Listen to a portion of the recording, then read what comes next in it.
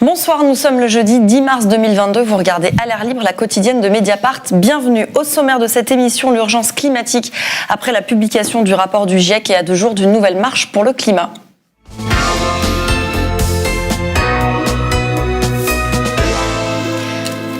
Tableau désastreux, risque terrible, conséquences catastrophiques, situation désespérée. Les superlatifs n'ont à nouveau pas manqué pour qualifier les conclusions du dernier rapport du GIEC paru il y a une dizaine de jours. Une fois de plus, chacun souligne l'urgence d'agir, mais comment? En appuyant sur quel levier? Avec quelle méthode? Mes 3 invités ont choisi des formes d'engagement différents. Qu'est-ce qui fonctionne? Qu'est-ce qui est moins efficace? On va en débattre avec eux. Julien Leguet, bonsoir, bienvenue. Vous avez 45 ans, un passé d'éducation à l'environnement. Là, vous êtes guide batelier dans le Marais Poitevin et vous êtes porte-parole de Bassines Non Merci, une association qui lutte contre les méga-bassines destinées à stocker de l'eau pour les agriculteurs. Léo Cohen, bonsoir, bienvenue. Vous avez 32 ans et vous êtes déjà un retraité de la politique, en tout cas gouvernementale. Vous racontez dans ce livre, 800 jours au ministère de l'impossible, votre expérience de conseiller au ministère de l'écologie et vous racontez pourquoi vous avez rendu votre tablier. Vous allez nous l'expliquer. Et Alma Dufour, bonsoir, bienvenue. Vous avez 31 ans. Vous faites un peu la synthèse des deux, voire le chemin inverse de celui de Léo Cohen. On vous avait reçu comme chargé de plaidoyer à l'association Les Amis de la Terre. Aujourd'hui, vous êtes là comme membre de la campagne de Jean-Luc Mélenchon, comme oratrice de l'équipe de campagne de Jean-Luc Mélenchon. À tous les 3, d'abord, pour commencer, un mot, un seul, pour qualifier votre rapport à l'écologie. Léo Cohen. Opérationnel. Opérationnel. Alma Dufour. Je dirais angoisse, parce que c'est le sujet qui m'angoisse le plus dans la vie. Ok. Je dirais attachement viscéral. J'ai grandi dans le Marais Poitevin et c'est un des endroits où on voit la biodiversité péricliter de jour en jour. Donc votre engagement pour l'écologie, pour l'environnement, il s'est fait comment? Je crois que j'ai dit l'essentiel. Je suis un Parisien ou quelqu'un de la banlieue qui a la chance de découvrir le Marais Poitevin quand j'ai 5 ans. Et je parle souvent de Tom Sawyer, Huckleberry Finn, c'est la liberté. À 8 ans, je sais pousser une barque, mes parents me disent mais va te balader. Et vraiment de pouvoir jouir pleinement de cet état de nature, des grenouilles, etc. Et à tel point que je décide à un moment de m'y installer et de faire grandir mes enfants à cet endroit-là. Sauf qu'entre-temps, tout disparaît. Entre-temps, les grenouilles disparaissent, les libellules disparaissent. Et sur un pas de temps qui est quand même assez court, en 30 ans, on voit vraiment la biodiversité commune éradiquée. Voilà. Alma Dufour, ça vous est venu comment cette vocation, cet engagement pour l'écologie? Engagement, oui, assez, on va dire, jusqu'au boutiste, puisque j'étais activiste, en plus d'être chargée de plaidoyer. Ça m'est venu, en fait, moi j'ai grandi en ville, donc pas du tout avec un rapport avec la nature particulier. Non, ça m'est venu parce que moi, par contre, j'ai grandi dans un milieu assez pauvre, et en fait, quand j'ai compris que le changement climatique allait rendre plus pauvres des gens qui étaient déjà très très pauvres, et que changement climatique et lutte des classes, ça rimait ensemble, c'est à ce moment-là, en fait, que j'ai décidé de m'engager et de donner ma vie pour cette cause pour laquelle je continue de me battre du côté de la politique aujourd'hui. Ça, on va en parler justement. Léo Cohen, vous, c'est venu comment? Et est-ce que l'engagement en cabinet ou en tout cas dans les institutions était une évidence? Alors la première rencontre avec les questions de protection de la nature et d'écologie, elle est ancienne. Moi aussi, je viens de la ville. J'ai passé tous mes étés de ma plus jeune enfance jusqu'à l'âge adulte dans les montagnes ardéchoises, où on développe une sensibilité particulière à son environnement. Mais en fait, très vite, moi, ce qui m'a obsédé et préoccupé, c'était de conjuguer l'exigence des idées à l'efficacité des moyens. Et donc, moi, mon premier engagement politique, il a été pour l'écologie. À l'époque, c'était Dany aux Européennes de 2009. Et tout de suite, ce que je me suis dit, c'est comment est-ce que je peux me mettre, j'allais dire, à la tâche, être efficace et utile. Et donc, tout de suite, j'ai fait le choix d'un engagement dans les institutions pour faire avancer ce sujet-là. Avec un bilan mitigé aujourd'hui. C'est ce que vous racontez dans ce livre. Un bilan mitigé, mais une exigence toujours intacte. Le sens de ce livre, c'est à la fois de poser un diagnostic, mais c'est aussi de faire des propositions. Évidemment, il y a des choses qui n'ont pas fonctionné. Moi, le constat que je fais, c'est que les blocages sont nombreux. Ils sont presque par sédimentation installés dans notre système. Et donc, j'ai essayé de faire un travail qui, à ma connaissance, n'avait jamais été fait, qui était de nommer, de segmenter, d'analyser un par un ces blocages et à chaque fois de faire des propositions très très concrètes. Aujourd'hui, je pense que dans le débat, la seule question qu'on pose, c'est à qui la faute. Moi, je crois que la bonne question, c'est à quoi la faute. Et si on veut relever ce défi-là, aujourd'hui, il faut changer les règles du jeu. Et donc, j'ai voulu apporter ma contribution à ce débat. Alors, justement, dans les obstacles, il y a des obstacles internes, externes, il y a l'influence des lobbies, on va en revenir en détail tout à l'heure. Il y a le blocage de la haute administration, la communication avec des formules qui parfois l'emportent sur les causes, des subventions publiques, vous dites, qui rendent rentables des projets désastreux pour l'environnement, le poids des puissances étrangères sur des décisions. Quand vous entendez ça, Alma Dufour, qu'est-ce que vous vous dites? Comment est-ce que vous ferez mieux? Voilà, je pense que c'est pas une question de faire mieux que Monsieur Cohen. Non, la question c'est que ou en tout cas de contourner tous ces obstacles. C'est que la question c'est que les blocages sont pas que des blocages dus au fonctionnement des institutions, dus à des normes mal faites, dus à des rapports humains, même si tout ça existe au sein de l'État, en dehors de l'État. Je l'ai vu en tant que chargée de plaidoyer.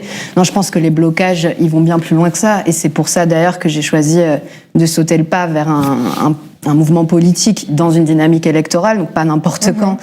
J'étais pas encartée, je le suis toujours pas, mais pourquoi j'ai décidé d'accompagner ça? C'est parce que pour moi, les blocages, ils viennent dans les fondements même de notre ordre politique et économique. Et que du coup, si on s'affronte pas directement à cet ordre politique et économique, à ce capitalisme financiarisé, néolibéral, mondialisé, on ne peut pas, en réalité, aller beaucoup plus loin que ce qu'on fait déjà sur la transition écologique. Et on le voit, on le sait, depuis 50 ans, notamment sur le climat, on nous dit le changement climatique est là. Depuis 50 ans, les émissions n'ont fait qu'augmenter. Cette année, elles redépassent le niveau qu'elles avaient en 2019 avant la crise. Et voilà, c'est bien la preuve que là, les recettes ne fonctionnent plus, c'est un échec total du système et qu'il faut ressusciter la notion vraiment de lutte des classes, de politisation et des mouvements sociaux qui ont traversé l'histoire, aussi dans la cause climatique. Léo Cohen, vous allez réagir à ce que dit Alma Dufour, mais quand vous arrivez à l'écologie, enfin au ministère de l'écologie, vous arrivez après un an de mandat d'Emmanuel Macron, où l'homme le plus populaire du monde de l'écologie, Nicolas Hulot, s'est cassé les dents sur l'exercice du pouvoir. Est-ce qu'il y avait, avec déjà une forme de constat d'échec de sa part, est-ce qu'il n'y a pas dans votre tête une petite voix qui vous dit, mais en fait là, ça va être mission impossible ce truc? Alors deux choses. Évidemment, il y a une petite voix qui nous dit, non pas seulement ça va être mission impossible, mais la tâche va être absolument ardue. Et de toute façon, dans ces configurations-là, si vous y croyez pas, vaut mieux aller à la pêche. Je veux dire, ça sert à rien. La deuxième chose, c'est qu'il y a une injonction contradictoire qui anime le débat. Il y a l'injonction à agir. C'est l'urgence d'agir, on a 10 ans pour faire le job, et puis il y a l'injonction à ne pas agir. En gros, on vous dit, il faut attendre que toutes les conditions politiques soient alignées pour finalement faire vraiment bouger les choses. Moi, j'ai jamais vu les choses comme ça. J'ai toujours été prêt à aller m'engager, même quand c'était pas parfait, même quand il fallait prendre des coups. Je pense que ça en valait la peine. Et peut-être pour réagir à ce que disait Alma Dufour à l'instant, ce que je peux parfaitement entendre. Évidemment, il y a des enjeux qui sont des enjeux de volonté politique, de vision globale, d'appréciation. Vous disiez l'ordre politique et économique des choses. Moi, je peux entendre et partager une partie de ces réflexions-là. Il n'en demeure pas moins que si cet enjeu-là se joue à horizon de 10 ans, et même si demain, par exemple, le candidat que vous défendez arrivait à exercer les responsabilités, eh ben, il continuerait à se trouver confronté à des rivalités au sein de son gouvernement, il se trouverait encore confronté à une haute administration qui n'est pas formée à ces enjeux, il continuerait à être confronté à des secteurs économiques qu'il faut transformer en profondeur et qui opposent des résistances tous les jours. Et donc moi, ce que je dis dans ce livre, c'est que parfois, des petits blocages très précis peuvent valoir mieux que des grandes idées, ou en tout cas peuvent être complémentaires de ces grandes idées-là. Et je pense que c'est comme ça aussi qu'on arrive à dégripper des situations. Voilà. Quand effectivement, dans votre livre, vous parlez de la haute administration qui bloque, grosso modo, la technocratie, quoi. Comment vous... Parce que vous allez avoir la même... admettons que Jean-Luc Mélenchon soit élu. Vous continuez à travailler avec lui, et donc la majorité de Jean-Luc Mélenchon, son équipe, se retrouve face à la même administration. On ne va pas changer l'administration d'un coup, ni ses pratiques en claquant des doigts. C'est quoi la bonne méthode pour changer le logiciel ? En fait, encore une fois, là, j'ai l'impression qu'on discute, enfin, je sais pas, la maison brûle et on discute un peu de la couleur du papier peint, mais évidemment... Non, on n'est pas là pour discuter de la couleur du papier peint, on est là pour discuter de comment on met en œuvre des changements radicaux. Et je crois que sur la radicalité, vous partagez, à mon avis, tous les trois, la même nécessité de changements radicaux. Comment on fait ? C'est ça la question de ce soir. Comment on fait ? Mais alors, déjà, peut-être pour répondre, j'entends ce que vous dites, et il y a des blocages qui sont réels, qui sont loin de la politique. Néanmoins, on ne peut pas mettre ces blocages-là et la complexité du monde comme un bouclier, comme un argument pour pas penser le fond politique des choses et ce qui nous arrive depuis 50 ans. Pas du tout. Non, bien sûr. Mais du coup, Nous, déjà, le fait d'avoir Jean-Luc Mélenchon au pouvoir et surtout une majorité et de commencer à mettre en application le programme de l'avenir en commun, c'est déjà dans la fonction publique et dans les services de l'État, il y a énormément de gens qui sont de bonne volonté. Il y a des blocages, mais il y a aussi énormément de gens qui voudraient faire plus, qui n'ont pas les moyens aujourd'hui de le faire. Par exemple, dans le ministère de la Transition écologique, on supprime des postes, on ne donne pas aux gens les moyens de le faire. Ça, déjà, on voudrait répondre à ça. Par ailleurs, au-delà même de l'administration, nous, ce qu'on veut, c'est créer les conditions d'un soutien populaire au programme écologique qu'on veut mener, aux très très grandes réformes que l'on va mener. Et ça, on va le faire par un programme de justice sociale très fort, mais aussi en s'appuyant sur les secteurs professionnels, la formation, etc. Donc c'est une vision de l'écologie qui implique tout le monde, qui met tout le monde dans une position équitable par rapport à la transition écologique. Et je pense que c'est ce sur quoi le gouvernement d'Emmanuel Macron a beaucoup buté avec la crise des Gilets jaunes, on l'a vu. C'est-à-dire de ne pas changer, d'appliquer l'écologie à un modèle néolibéral quand même assez inégalitaire, qui continue de creuser les inégalités, et de ne pas se rendre compte, ou de ne pas vouloir se rendre compte que ça allait aggraver des inégalités déjà très fortes. Et on voit qu'avec ce logiciel-là, on ne peut pas embarquer tout le monde dans la transition écologique et on ne peut pas réaliser la concorde populaire suffisante pour mettre en œuvre un programme aussi radical. Julien Leguet, votre rapport à la politique, il est lequel ? Est-ce que vous pourriez passer de l'activisme et de l'action au sein d'une association, on va détailler l'objet de bassines non merci, mais est-ce que vous pourriez passer à un autre mode d'action ou est-ce que pour vous c'est vain ? De manière générale, on va comparer nos expériences et le résultat c'est qu'on n'y est pas. Le déclic, il n'a pas eu lieu. Et donc, on a différentes stratégies. Certains pensent que dans l'entrisme, en étant dans l'appareil, on arrive à faire évoluer. Certains pensent qu'en étant en marge complètement, ce que je vais peut-être pour représenter aujourd'hui. Ben non, en fait, c'est bien l'accumulation de toutes ces stratégies qui peut nous donner l'espoir qu'à un moment, il y a une bascule. Je pense que personne n'a la solution là. Donc, il faut qu'on continue à creuser. Il n'y a pas de mode d'emploi absolu. Il n'y a pas de type d'action. Et tout à l'heure, je décrivais un petit peu ce qu'on fait à Bassines non merci pour essayer de résister. Mais la conviction, c'est que c'est bien tous les ventailles des formes de lutte qu'il faut activer face à des rouleaux compresseurs qui sont énormes en fait. Et il y a là il y a un film qui s'appelle Goliath. Il y a vraiment ce sentiment d'être David contre Goliath, de voir l'échelle sur le poids des lobbies, mais bien sûr. Et le poids de l'agroalimentaire, des pesticides, etc. Et voilà, et la grande écoute qu'ils vont avoir, notamment en particulier avec ce dernier gouvernement. C'est sûr que de Normandie Macron, faut reprendre un petit peu la liste de leurs engagements. Moi j'ai juste envie de parler des glyphosates. Sur le Marais Poitevin, Charente-Maritime, on a été le département en 2020 où le plus gros tonnage de glyphosate a été vendu. On a fait plus 44% en l'année 2020 où Macron avait annoncé que c'était la fin des glyphosates. Donc, D'ailleurs, dans votre livre, vous évoquez la bataille contre les néonicotinoïdes en disant que même s'il y a eu l'amendement sur la betterave sucrière, c'est quand même à 91% réussi sur la base d'une loi contraignante, mais que quand on a laissé ça à la bonne volonté de chacun, en l'occurrence sur le glyphosate, il n'y a pas eu beaucoup de volonté exprimée pour sortir du glyphosate. Exactement. Donc est-ce que là, vous admettez que... Et je dis même qu'il aurait fallu pouvoir avoir un discours positif sur ce qui s'est passé sur les néonicotinoïdes en 2016 pour en faire un cas d'école et pour demain faire la même chose sur le glyphosate. Vous avez dit un truc très important, si je peux juste réagir, c'est l'accumulation des modes d'action qui à un moment va faire que les choses avancent. Sur la question des phytos, moi je l'ai vécu de manière très concrète. Les phytosanitaires. Ouais, des phytosanitaires. L'histoire des néonicotinoïdes, ça commence comment ? C'est des associations et des scientifiques qui se mobilisent et qui finalement lèvent l'alerte sur ce sujet. Ensuite, vous avez une pétition de 700 000 citoyens qui est remise au gouvernement. Là-dessus, vous avez une députée que vous devez connaître, qui est la députée des Deux-Sèvres, Delphine Batteau, qui dépose un amendement à la loi sur la biodiversité sur ce sujet. Et puis nous, à l'époque, moi j'étais au gouvernement, ensuite on prend le relais, il y a la bataille assez classique, nous on s'oppose au ministre de l'Agriculture de l'époque, Barbara Pompili, Ségolène Royal, on mène cette bataille et à la fin, on gagne à 2 voix près. Cet exemple, il est l'illustration qu'un mode d'action local, associatif, citoyen, scientifique, avec à un moment donné un relais politique, qui peut produire des résultats.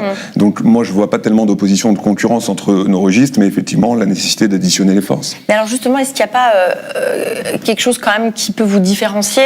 Je vous prends un truc qui est dans votre, ou peut-être beaucoup de choses, qui est dans votre livre. Vous dites, en gros, il y a une alternative que vous exposez dans la formule suivante, refuser de se salir les mains au nom de l'exigence, assumer d'avancer par étapes au nom du pragmatisme.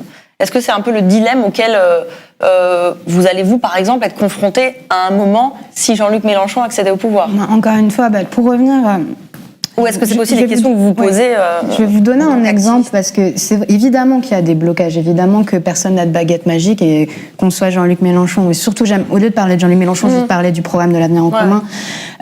Personne n'a une baguette magique, tout le monde se heurte au mur de la réalité, rien n'est simple et rien ne s'obtient en claquant des doigts. Par contre, évidemment, la question de la volonté politique change absolument tout. Mais je vais repartir d'un exemple, parce que j'ai beaucoup réfléchi avant de venir parce que moi, ma position, c'est pas de dire les mouvements sociaux ne servent à rien, la politique c'est essentiel, c'est de dire les mouvements sociaux et la politique sont complémentaires l'un et l'autre, et le mouvement social doit trouver un débouché en politique pour réussir à transformer le monde, et en même temps le politique ne peut pas se passer des mouvements sociaux pour réussir ces grandes transformations. Je prends l'exemple du Front Populaire. Le Front Populaire, c'est un gouvernement d'alliance de gauche soutenu par les syndicats qui est arrivé au pouvoir, mais c'est surtout parce qu'il y a eu des grèves massives. 2 millions de personnes se sont mis en grève, et c'est comme ça que le gouvernement a pu voter les lois sur les congés payés, l'augmentation des salaires, etc. Ce que je veux dire, c'est que si à l'époque, alors que c'était des conditions pas si différentes, pas en termes de climat, mais en tout cas en termes de montée du fascisme, de tensions internationales, on a réussi à faire des choses pareilles, c'est parce que le pouvoir, il réside quelque part, il réside dans le peuple, il réside dans les gens, il réside dans les travailleurs, il réside justement dans ceux qui participent aux mouvements sociaux. Et ça, pour moi, c'est ça la recette du succès, en réalité. C'est comme ça qu'on réussit à transformer le monde.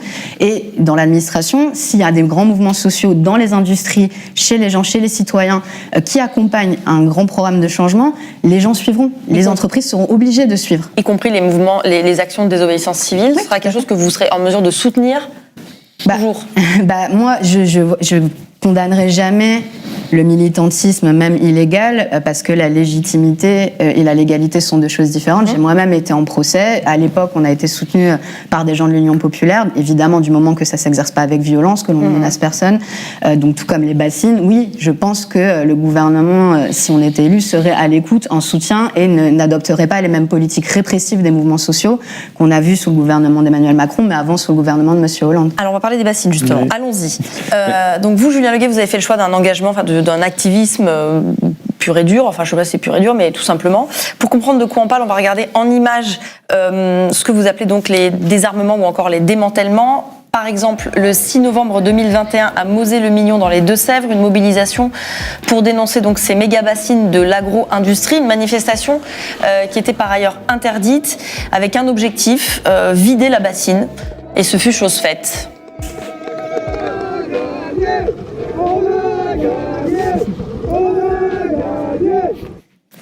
Autre action samedi dernier à Lyon et dans sa région, cette fois-ci contre Bayer Monsanto, le géant des pesticides. 400 militants, tout de blanc vêtus, et face à eux les forces de l'ordre et la mise à l'arrêt du site. Avec donc un nouvel appel à la mobilisation pour les 25, 26 et 27 mars. Printemps maraîcher.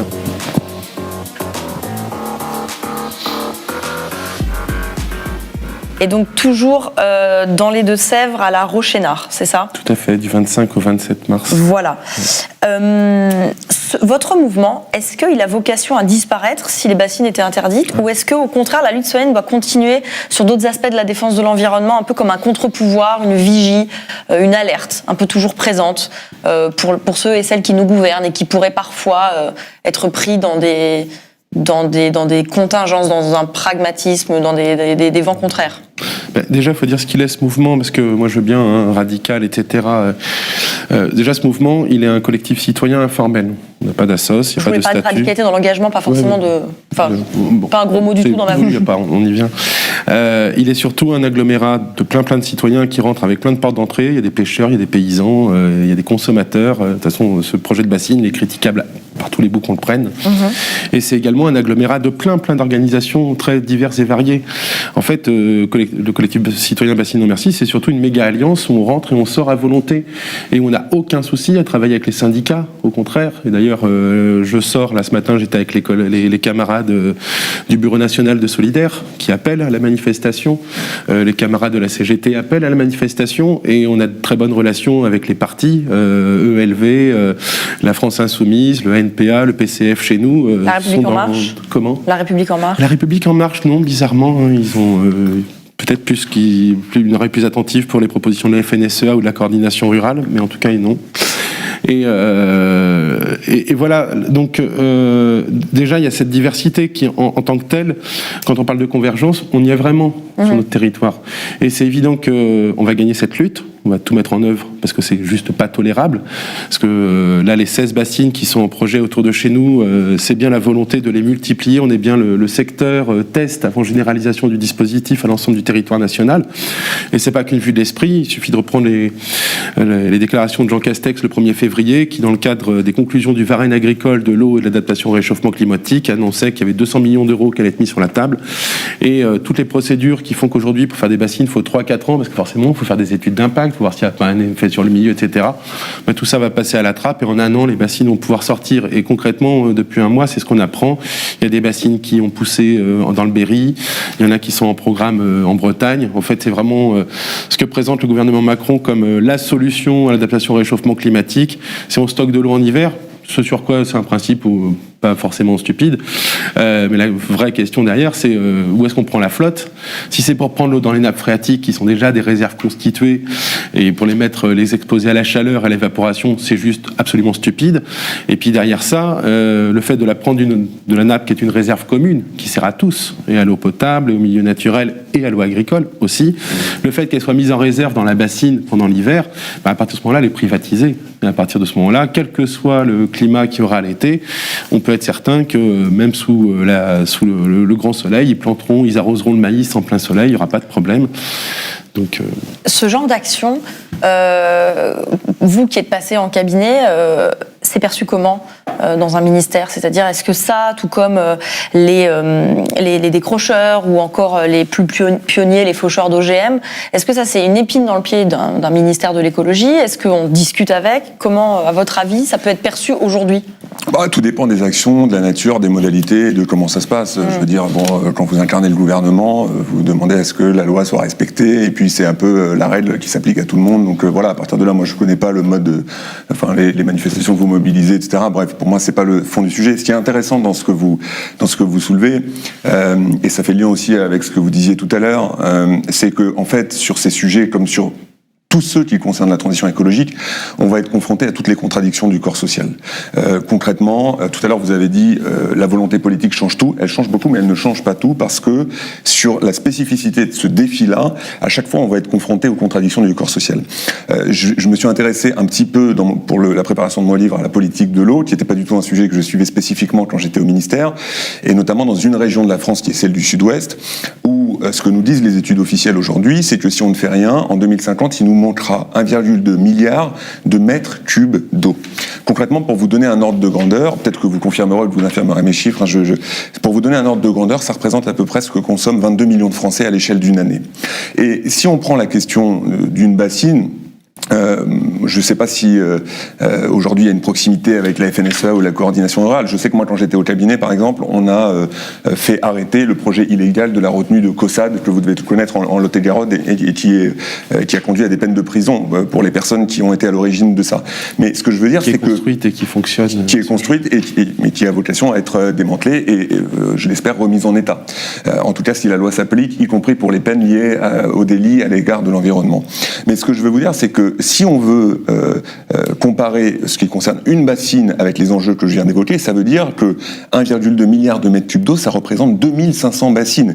Ce que je veux dire, c'est qu'à un moment donné, il faut arriver à mettre tous les acteurs et tous leurs usages autour de la table. Évidemment, il y aura des tensions, que ce soit les agriculteurs, les industriels, mais surtout les ménages, et qu'il faut arriver à dégripper ces situations pour trouver des voies d'utilisation communes. Et évidemment, de mon point de vue, c'est la priorité environnementale qui doit s'imposer au reste, mais d'un autre côté, il faut aussi assumer ces contradictions-là parce qu'elles vont concerner des pans entiers de notre vie active. Je veux dire, voilà. Il faut manier l'art du compromis. L'art du compromis, encore une fois, avec les chiffres qui sont les nôtres et qui sont ceux de la science. Je veux dire, quand le GIEC nous dit qu'il faut des mesures immédiates, radicales et structurantes, il y a un moment où ça donne un indicateur. Le compromis, il doit se faire dans les conditions du maintien de l'habitabilité de notre planète. Voilà. Alors, je ne sais pas d'où vient le chiffre d'1 milliard d'euros, faudrait regarder. Le bassin du Sud-Ouest. Oui, c'est parce qu'en fait, tout dépend aussi du type d'agriculture qu'on va choisir de développer. Il faut le dire, les bassines actuellement, ça concerne 5% des exploitants agricoles du territoire et les plus grosses fermes. Ça signifie qu'il y a donc 95% des exploitants sur notre territoire qui savent développer un modèle économique résilient, ils en vivent de leur ferme, sans passer par cette hyper-irrigation. En face de ça, notre collectif, on dit bien qu'on n'est pas contre l'irrigation, on est maraîcher pour la plupart, il y a plein de copains. La question qu'on pose, c'est comment on priorise les usages de l'eau et comment l'eau agricole, elle est priorisée. Est-ce que c'est pour faire de l'import-export? Parce que moi, je crains que le 1,2 milliard de mètres cubes, ce soit dans le système agricole tel qu'il est aujourd'hui et à condition de le pérenniser sans remettre en cause ses fondements et ses fonctionnements. Et par exemple, aujourd'hui, il y a un nouveau marché qui est en train de s'ouvrir et clairement, on est en train de voir que les bassines servent en grande partie à ça. C'est pour irriguer des cultures, pour faire tourner les méthaniseurs. Et là, au secours, quand on voit déjà l'irrigation pour des objectifs d'autonomie alimentaire et des relocalisations des productions à fond pour remplacer le pétrole, mais on court directement à la catastrophe et on le sait déjà. Puis on voit la situation en Ukraine où là le prix du blé il augmente très très fort. Si en plus le marché est en tension parce qu'on compte dessus aussi pour faire de l'énergie. Donc voilà, moi le 1,2 milliard de mètres cubes, c'est quelle agriculture, quel projet de société, et il y a la question vraiment de la hiérarchie des usages. Et c'est d'abord, et c'est la loi qui le dit, et c'est aussi pour ça qu'on se permet aujourd'hui de rentrer en désobéissance civile, c'est qu'aujourd'hui on a vraiment le sentiment d'être face à un État qui ne respecte pas les directives. La directive cadre européenne sur l'eau, je pourrais l'illustrer à travers plein d'exemples. Ça fait 6 mois là sur le dossier des bassines depuis que les travaux ont démarré, où quotidiennement le préfet bafoue des directives européennes, ne respecte pas la loi cadre sur l'eau à l'échelle. Et donc nous on est vraiment parce que avant d'arriver à ce type d'action-là, on a tout essayé, on a tout fait. Ça c'est intéressant. On a commencé, c'est comme ça que le collectif est né. D'abord l'enquête publique. Encore faut-il savoir qu'elle existe. Maintenant, on l'a vu venir. Parce que souvent, il faut se rendre compte que ceux qui mènent ce genre de projet, la première stratégie, c'est que les citoyens découvrent ça quand c'est trop tard, quand les PLU quand les plans, tout est prêt. Donc, on a joué ce rôle-là. On a informé les gens qu'il fallait aller à l'enquête publique. Résultat des courses, 80% d'avis défavorables. Argumentés, c'était pas juste, on est contre. Il y avait des arguments très très lourds, avec plein d'approches différentes. Résultat des courses, avis favorable, sans aucune réserve. Derrière, il y a les associations de protection de la nature qui vont de leurs aspects juridiques, de leurs recours, etc. Et comme dans COSAD, les recours sont pas au bout et les travaux commencent. Et on se retrouve dans une situation catastrophique où l'État a poussé, c'est ce qui s'est passé chez nous, a poussé la construction d'une première bassine, alors qu'il y en a déjà 6 illégales sur le territoire, dont on sait même pas... Ça fait 15 ans qu'elles sont exploitées. D'ailleurs, 3 des 5 qui ont été démantelées, c'est ce qu'on appelle les bassines illégales de la ZAD des Roches, association syndicale autorisée. Et là, il y a clairement... c'est l'État, en fait, qui génère cette situation. À l'époque, Loïc Prudhomme avait présidé une commission d'enquête parlementaire sur la question des tensions, des conflits en situation de pénurie d'eau. Et c'est vraiment une étude sous l'angle sociologique. C'est quoi les germes des tensions? C'est quoi? C'est les problèmes de gouvernance, c'est les problèmes d'information, c'est les problèmes de transparence de l'information. C'est en fait la volonté réelle de parler de démocratie participative sans jamais l'appliquer. Et c'est ça qui génère aujourd'hui des situations aussi fortes. Et l'État est très fortement responsable. Je ne sais pas ce que va être le printemps maraîchin. Nous, on en appelle à la paix de l'eau, clairement. Et on va poser à la nouvelle préfète qui vient d'arriver de savoir si elle veut être la préfète de la guerre de l'eau. Il y a tous les éléments pour. Si l'État décide de faire un nouveau Sivins, et là, on nous annonce 1500 forces de l'ordre face à des familles. Donc on va falloir voir... Ça rejoint un peu aussi ce que vous dites et le bilan que vous tirez de la Convention citoyenne pour le climat et la manière dont finalement les propositions n'ont pas été retenues sans filtre comme il avait été promis par Emmanuel Macron.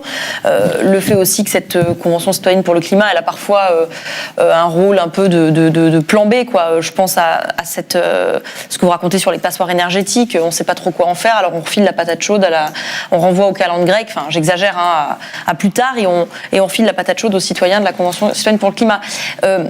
Ce qui exprime Julien Leguet, c'est finalement une forme de mépris ou en tout cas d'écoute assez limitée envers les préoccupations des citoyens. le fil, il est cassé entre l'État et les citoyens, notamment en matière environnementale. La trahison est trop grande. En tout cas, la confiance se détériore et la confiance est le point nodal de notre capacité collective à relever ce défi-là. Et accepter les contraintes qui vont avec. Et accepter les contraintes qui vont avec, exactement. Et pour ce qui concerne la Convention citoyenne pour le climat, moi j'en ai été l'un des initiateurs puis l'un des organisateurs. Je le dis, cette initiative-là est une innovation démocratique majeure. Il n'en restera pas rien. D'abord parce que 150 citoyens tirés au sort ont fait un travail exceptionnel et ont fait la démonstration que quand vous placiez cette responsabilité entre la main de ces personnes, elles pouvaient en faire quelque chose. Mais ensuite parce que ça a aussi permis de faire avancer certains dossiers. Vous parlez de l'interdiction de mise en location des passoires thermiques. C'est un dossier qui a été porté par les citoyens. Moi, je me suis battu pendant 10 ans à l'intérieur là-dessus. Je n'y suis pas arrivé. Les citoyens ont permis ce déblocage-là. Donc ça n'a pas rien permis. Pour autant, évidemment, si la confiance est le point nodal, et c'est le problème de cette histoire de Convention citoyenne sur le climat, le fait que le président n'ait pas scrupuleusement respecté le contrat qu'il engageait vis-à-vis des citoyens est un problème de fond qui va créer de la défiance plus que de la confiance. Et donc c'est la raison pour laquelle, dans ce livre, moi je propose 4 propositions hyper opérationnelles pour garantir les débouchés politiques de ces innovations, y compris au plan juridique. Je dis, quand le contrat moral ne suffit pas, il faut parfois passer au contrat légal, et je fais des propositions en ce sens, quitte à aller jusqu'à, même si c'est difficile à faire, constitutionnaliser le sans-filtre. Parce que moi je pense que c'est à ce prix-là que la confiance se rachète, et sans confiance, il n'y aura pas de transition réussie. Vous êtes d'accord ? Je suis d'accord dans le sens où mais dans le sens où les règles du jeu doivent changer. Effectivement, il faut changer aussi, je pense, la Constitution. C'est aussi une des choses, je pense, encore une fois, dans cette élection qui est un peu déterminante et dans le fait aussi de s'engager pour un programme qui prévoit une réforme constitutionnelle de très très grande ampleur et qui prévoit de changer de régime en fait, parce qu'aujourd'hui la confiance n'est pas là parce que la table des négociations elle est truquée. Et moi j'ai assisté à la Convention citoyenne, j'ai été à la rencontre des citoyens, j'ai admiré leur travail, leur engagement, et on a été là pour eux pendant 1 an, et c'était une douleur terrible de voir la déception en fait, d'y croire pendant 1 an, de travailler comme des fous pendant 1 an. Et si ça a été une innovation démocratique, pour moi ça aggrave la crise démocratique, ça aggrave une succession de bafouements démocratiques, et là on est sur un point de rupture. Et donc ce que vous dites, je partage en partie, il faut absolument changer les institutions, mais pour le faire, malheureusement pour le faire, il y a 2 méthodes, et pour moi elles vont ensemble, c'est-à-dire il y a la rue ou les urnes, et il y a les gilets jaunes ou les élections, et pour moi en fait c'est un peu une conjonction des deux, et c'est pour ça que cette année, alors que j'avais, encore une fois, pas encarté activiste, que j'ai été en procès, que j'ai été gilet jaune, etc., en fait je me suis dit que c'était fondamental que les mouvements sociaux assument en fait qu'ils sont la gauche, parce qu'on va pas se cacher derrière des mots. Enfin, la gauche en ce qu'elle a, pas partidaire, mais en tout cas en ce qu'elle a de transformation de la société, de l'économie, de l'environnement, qu'ils assument ça, qu'ils assument qu'en fait c'est eux la chair des mouvements, que c'est eux la chair de la politique, et qu'en fait il n'y a pas de mouvement social qui aboutisse sans réforme des institutions ou sans prise de pouvoir par les urnes, et qu'il faut que les gens le comprennent. Un dernier mot, rapidement. Je sais pas, mais dans cette illustration et de comment tout ça s'imbrique. Sur les Deux-Sèvres, il y a eu un truc assez extraordinaire lors des dernières élections départementales. C'est qu'en fait, c'est le collectif qui a lancé l'invitation aux partis de gauche qui étaient partis pour y aller chacun de leur côté. Et ça a été un exercice de démocratie extraordinaire où finalement les partis se sont mis au service des citoyens. Voilà, je dois le dire. Le PC, EELV, la France Insoumise et d'autres places publiques et 8 organisations comme ça. On dit on laisse nos casquettes de côté et là pour le bien commun on va la jouer collectif. Et peut-être là l'articulation. L'Union populaire c'est peut-être quelque chose qui ressemble à ça, ce qui a été tenté sur les primaires. Mais voilà. Et moi je dis pas qu'il faut sortir des partis, mais il faut que on voit bien, en particulier sur cette période-là, que justement ces chapelles-là, elles sont aujourd'hui aussi le facteur limitant à l'agglomérat plus général. Donc c'est bien de l'articulation des 2 mouvements qu'on pourra sentir quelque chose. Et on imagine que les partis regarderont attentivement la mobilisation de samedi, donc la marche pour le climat et la justice sociale organisée samedi 12 mars partout en France. Est-ce que vous irez manifester ? Oui. Oui. Quel mode de mobilisation pour vous désormais? C'est plus à l'intérieur d'un cabinet, du Parlement, d'un ministère? Vous avez déjà réfléchi à la question? Il y a plusieurs contributions possibles. Pour commencer, j'ai écrit un livre. C'est peut-être une première proposition. Et puis, moi, aujourd'hui, je travaille comme indépendant. Moi, je travaille avec des collectivités, des associations, des entreprises. J'essaie de les accompagner dans des transformations. C'est marrant parce que c'est beaucoup moins impactant que ce que j'ai fait avant, mais c'est beaucoup mieux vu. Et il y a une forme d'injustice à ça. On me dit maintenant, c'est génial ce que tu fais. Alors qu'en réalité, je pense que ce qui était vraiment difficile et courageux, enfin, c'est en partie ce que j'ai fait plutôt avant et ce que vous vous apprêtez peut-être à faire. Mais encore une fois, oui, c'est un engagement qui prendra d'autres formes. C'est une remise en question permanente qui doit cheminer. Et moi, encore une fois, dans ce livre, c'est une contribution que j'ai voulu amener à ça. Merci à tous les trois d'être passés sur le plateau d'Alerte Libre. Donc Julien Leguet, la prochaine action de Bassine Non Merci, 25, 26 et 27 mars au Rochénard, on dit La Rochénard. La Rochénard. Ouais, qu'on baptisera peut-être la Rochanard pour l'occasion. D'accord. Alma Dufour, la campagne continue pour vous aux côtés donc de la bientôt France. Le deuxième tour, on espère. Commençons par le premier. Et oui, je veux dire d'aller au deuxième tour. Oui, bien sûr. Eléo Cohen, votre livre 800 jours au ministère de l'impossible au petit matin. Je ne sais pas si vous l'avez lu. Non. Je vous passe. Enfin, moi, je veux le bien, mien, il est pas avec mal grand plaisir. raturé et tout ça, mais ça peut toujours servir. Merci. Vous restez avec moi pour le 24 heures.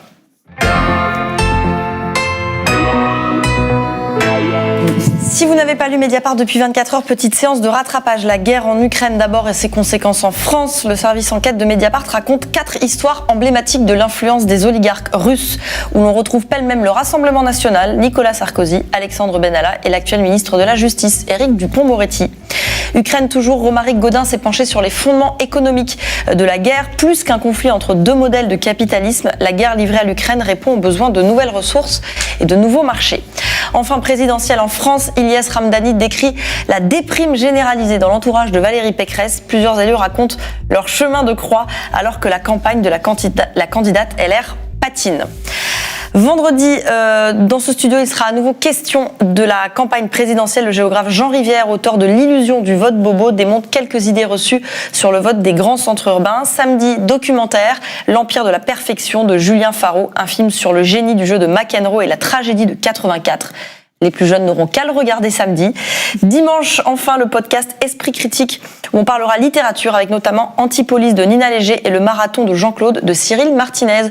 Bonne soirée, bonne fin de semaine. À très bientôt. Salut.